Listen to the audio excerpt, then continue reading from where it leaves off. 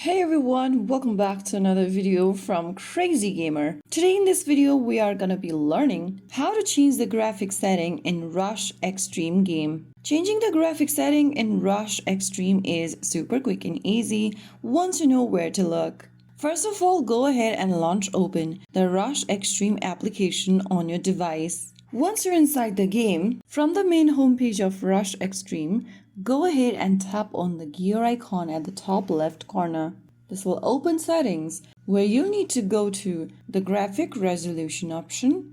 Go ahead and adjust the resolution by dragging the slider left or right. To increase the resolution, drag the slider towards the right. To decrease it, drag it towards the left. After making your selection, go to the quality section. If you have a high-performing device, you can select the high option. If you have a low-spec device, you can choose the low or medium option. After you do this, you can return to your game and you'll notice the difference immediately. So that's how you change the graphic settings or graphic quality in Rush Xtreme. If you found the video helpful, don't forget to like, share, and subscribe to our channel. I will see you again in the next video. Thanks for watching.